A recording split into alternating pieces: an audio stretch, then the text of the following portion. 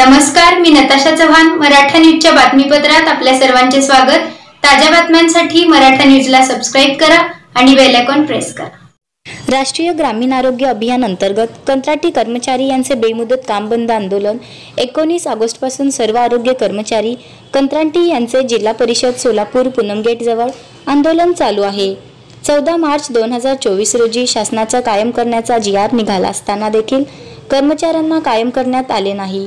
त्यामुळे सर्व कंत्राटी कर्मचाऱ्यांनी काम बंद आंदोलनाचा मार्ग स्वीकारला आहे.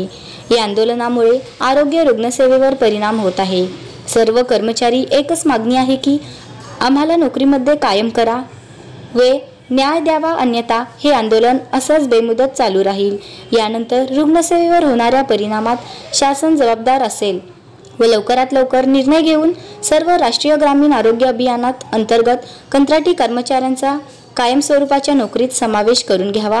कर्मचाऱ्यांना कायम तर या आंदोलनामध्ये सर्व आरोग्य सेविका, आरोग्यसेवक, अनेक खात्यातील कंत्राटी कर्मचारी बहुसंख्येने उपस्थित होते.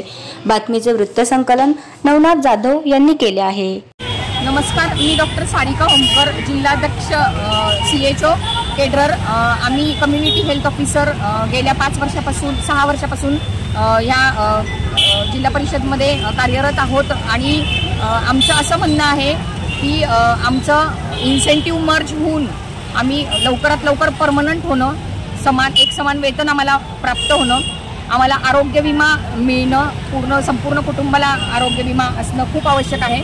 आणि आम्ही दुर्गम भागात किंवा अवघड रस्त्यांच्या जागेत नोकऱ्या करणाऱ्या आम्ही जे CHO आहोत ते सगळ्या CHOंसाठी आमच्या व्यवस्थित आमचे सगळ्या मागण्या ज्या आम्ही सांगितलेल्या आहेत त्या पूर्ण करणं खूप गरजेचं आहे. सगळ्यात महत्त्वाचं म्हणजे आमचं वेतनवाढ पण 15% व्हायला हवी.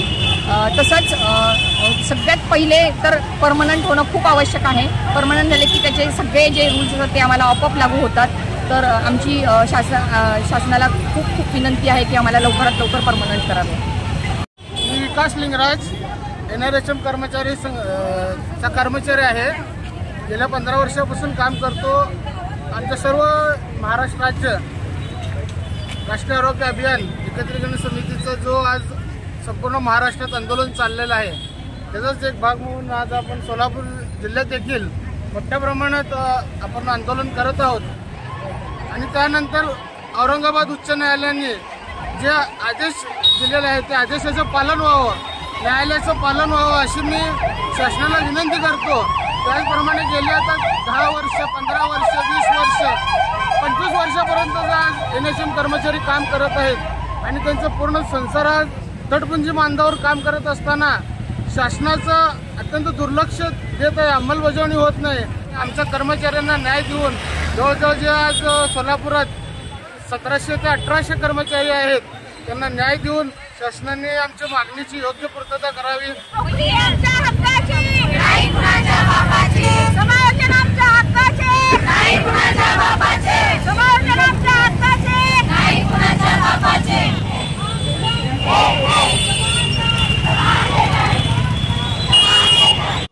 ताज्या बातम्यांसाठी मराठा न्यूजला सबस्क्राइब करा आणि बेल आयकॉन प्रेस करा.